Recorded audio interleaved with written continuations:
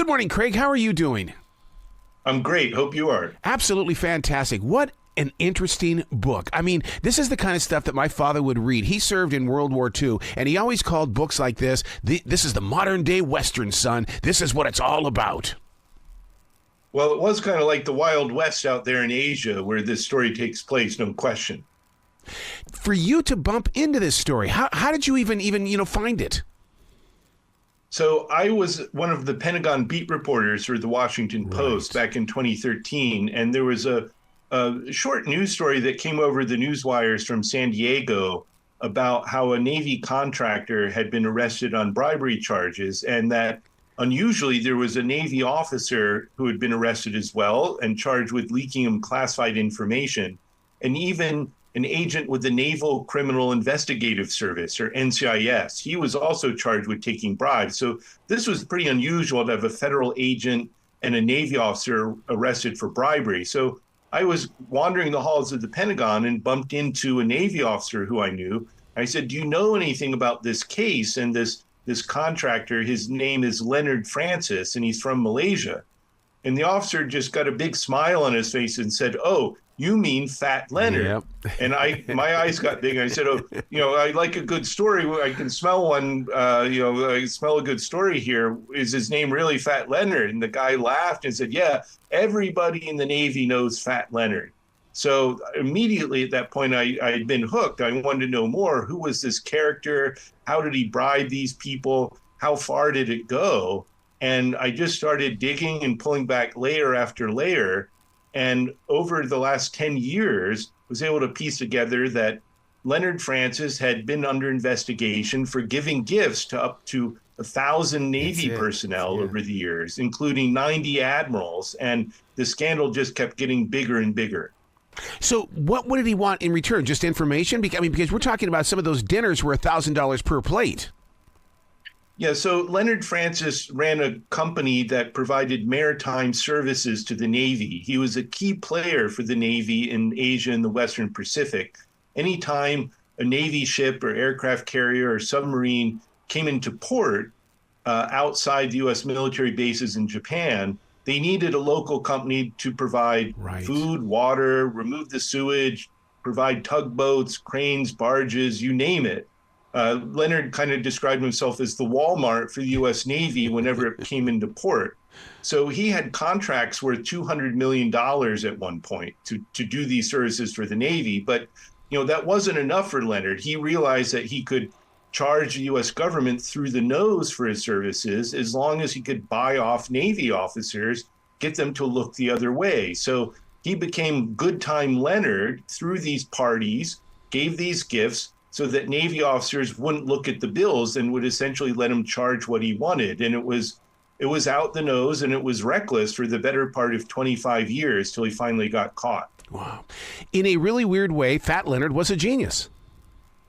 He was. There's no question this guy was a genius. I interviewed Navy officer after Navy officer who, in all seriousness said, if he had worked for the KGB, he would have brought down the U.S. Navy. Or if he'd worked for Chinese intelligence, this would have destroyed our leadership corps. He was that good at sizing people up for their weaknesses, figuring out who would be willing to take a bribe, who had marital problems, who had drinking problems, who he could get to be his informants and his moles. At one point, he probably had 24 informants who were uniformed U.S. Navy officers embedded through the system. And just to give you a sense, they called him boss, right? It wasn't like sir. And they weren't being ironic in their emails and phone calls, say, yes, boss, what do you need? And he really, at one point, he was able to control the movement of U.S. ships. If the Navy had planned to send a ship to Singapore, he could call on his moles to say, no, don't send it to Singapore. I don't make as much money there. I want you to send it to Malaysia instead, or Thailand, somewhere where I can gouge the Navy for a lot more money. And think of that a foreign national, a Malaysian citizen, was able to dictate where U.S. warships go. That's pretty frightening. What's really interesting about this, Craig, is that when I first heard about this story, I thought, this was back in the 1940s and 50s. This wasn't too long ago at all. No, this started right after the Cold War when Leonard was a young man in his 20s. There was the closure of the U.S. naval base at Subic Bay in the Philippines, which at that time had been the largest U.S. Navy base overseas anywhere. And the Navy needed new places to go to send its ships to different ports in the region. It didn't have that base in Southeast Asia anymore. So they needed a private contractor to supply these services during port visits. And Leonard stepped into the void starting in the early 90s. His company was small at that point, but he kept growing and growing, getting more contracts in more countries. But again, this formula he had where whenever a ship would come into port, he would throw these wild parties, sometimes with prostitutes, sometimes if he needed to give people cash bribes, he would do that. But the Navy really saw him as this good time Charlie that would give them a taste of the high life that they couldn't afford as U.S. military personnel. But again, and then they would all look the other way while he billed the snot out of the U.S. government. Wow. Was he ever on the up and up? I mean, could you trust him? Well, that was one of the things. His services were pretty good. Okay. The reason the Navy kept using him was, for the most part, he was pretty reliable. That if the Navy needed to go into a new port, or like in India, or they need to send an aircraft carrier to a country it had never visited before, Leonard would be there, and he'd have his barges and his tugboats and whatever equipment was necessary. He was there, and he provided a pretty good service. But he realized that people in the Navy really didn't care what he charged as long as he provided the service. But you know what's really interesting about this is as he gets in trouble and people start following him, I love the fact that the Cuban leaders wouldn't let him in the country. They knew who this guy was. Therefore, he went to Venezuela. Man, after he got arrested in 2013 in San Diego, he pleaded guilty. It looked like he was going to be in jail for a long, long time. But he conned a federal judge and the Justice Department into thinking he was dying of cancer and conned them into saying, you have to let me out of jail so I can get medical treatment. Now, he was sick. He did have kidney cancer, but he wasn't dying like he said he was. And so he had this crazy arrangement where he was supposed to be on federal home detention in San Diego, but he paid for his own guards. And he was staying in a $5,000 a month mansion in San Diego that he paid for with money he stole from the Navy. And then finally in 2022, so a couple years ago now, he decided, I don't want to go back to jail. My sentencing's coming up. I'm going to make a run for it. So over Labor Day weekend, he cut off this ankle bracelet, this electronic monitoring device around his leg, walked outside, hailed an Uber, headed to the border crossing at Tijuana, Mexico, then flew on to Cuba thinking I'll be able to seek refuge there. The Cubans, you're right, they didn't want Leonard. They didn't want this kind of trouble with the United States government. So they sent him onward. He went to Venezuela, and he was running around the beaches of Venezuela for a couple of weeks. So he was finally picked up there on an Interpol warrant.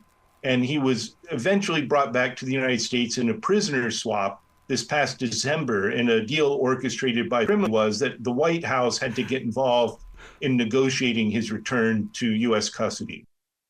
There's such a side of me that goes, there's no way this is a real story, but it is a real story, and DiCaprio has got to play this guy in a movie.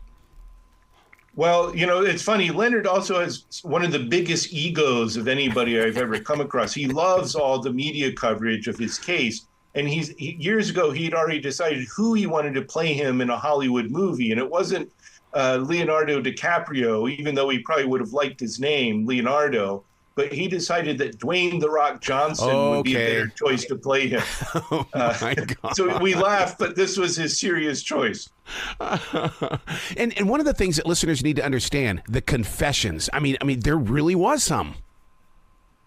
There were. And so in the course of my reporting, I was able to get my hands on a mother lode of investigative files that NCIS and the Justice Department had pulled together over several years.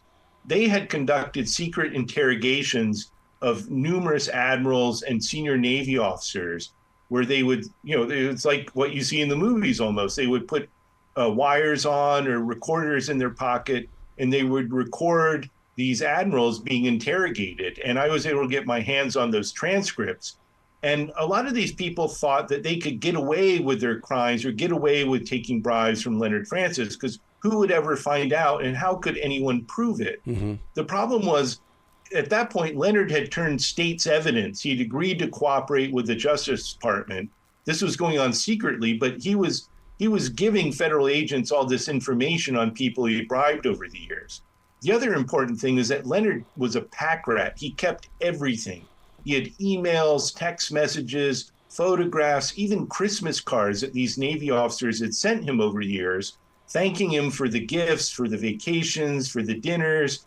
If he'd take them to $1,000 a head dinner, he'd have people sign commemorative menus. He kept all that stuff and handed it over to the feds. So when they interrogated the admirals and the senior officers, they had all that hard evidence that, yes, they knew Leonard. Yes, they had gone to his dinners. Yes, they had taken the bribes and the prostitutes. So when you read these transcripts, they're literally just stammering when they get asked questions about these episodes. And that, to me, as a reporter, I've never come across anything like that before. I can't imagine that paper trail. I mean, they always tell us that we should create a paper trail, but my God, the truth was all right there. It was. And again, the shocking thing, frankly, is that these Navy officers were so stupid, right? They set themselves up for blackmail. They left a paper trail. There was one officer who actually testified in court that he had gone to this over-the-top dinner with champagne and 10 courses that Leonard had hosted in Sydney, Australia, for officers on the USS Blue Ridge, which was the 7th Fleet flagship. And Leonard had them all sign a commemorative copy of the menu. And this officer said he knew this was going to come back to haunt him one day, right? He knew this was going to come up in a criminal trial somehow. He saw his future flash before his eyes, but he said the other officers all signed it, so he'd look like a snitch or something if he didn't. So he did too. And sure enough, it came back to haunt them all. And this was an exhibit in a criminal trial. Wow. 440 people, including 60 admirals. Did anybody have to spend some time in jail? So some did. There have been about a couple dozen defendants who were charged by the Justice Department who had to spend time in jail. But the bigger story, which I was able to find out in the book, is actually the scope of the case was even bigger than the numbers you just rattled off. It turned out there were nearly 1,000 people who came under investigation, including 90 admirals. But the scandal of the scandal is that very few of those admirals got in trouble. Only one went to jail for 18 months.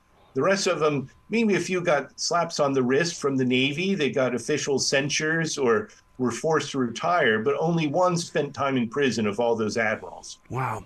Now, let me ask you this question. In reading the book, if somebody has served this nation in the Navy, are they going to be emotionally involved in the way of saying, how stupid can these people that I'm with every day be?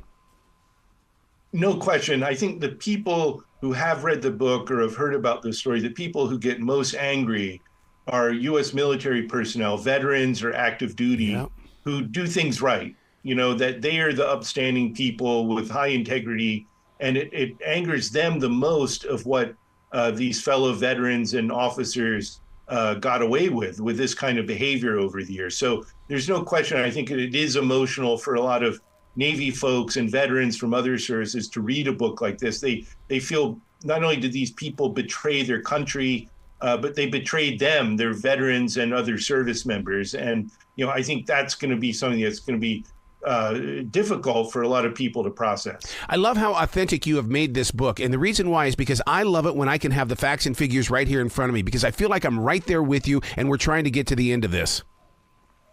Well, I appreciate that. It is important to note for this book, it's all based on the record interviews and official documents I was able to get my hands on. So, there's no blind quotes in this. There's no made up quotes after the fact. It's all from emails, documents, interrogation transcripts, on the record interviews. So, and I cite all of this in the sources at the end of the book. So it's all laid out there. This isn't one of these fake news situations where people have to wonder where the news is coming from. It's all laid out in black and white. And so it is one of those stories that the truth is stranger than fiction, but fortunately, in this case, I was able to document it extensively. The scariest thing about this whole entire thing, this Fat Leonard guy, is the fact that this guy had so much information that did that not interrupt our national security? it was an enormous threat to national security. And this, again, is where stupidity came into play for these Navy officers who took his bribes. And I'll give you an example of this. So besides having all his parties and dinners, Leonard he was a master of espionage. Mm-hmm. He was able to cultivate 10 different U.S. Navy officers to leak him military secrets. And they did this over a period of 7 years. So for 7 years, at his beck and call, he had military officers leaking him classified information about, and most of it was about the movement of U.S. ships and submarines in the Pacific, which was information that, posed a real risk to the safety of U.S. crews throughout the region if our adversaries had gotten their hands on it. But at one point, he had one officer leaking him information about ballistic missile defense operations. Oh, wow. So this was serious top secret stuff that Leonard, who was a foreigner, a Malaysian citizen, was able to get his hands on. There's really been no case like this in modern history where one foreigner was able to recruit 10 military officers to leak him classified information. So, that takes it from the, haha, isn't this funny, the scam he ran, to this was a serious threat to national security. So is it because he was a master at selling the spots off a leopard? I mean, he obviously had to have been a phenomenal salesperson. He was, as one Navy officer described him, he was a master at human study. He could size up people's weaknesses very easily. He knew, one of his favorite sayings was every sailor has a weakness.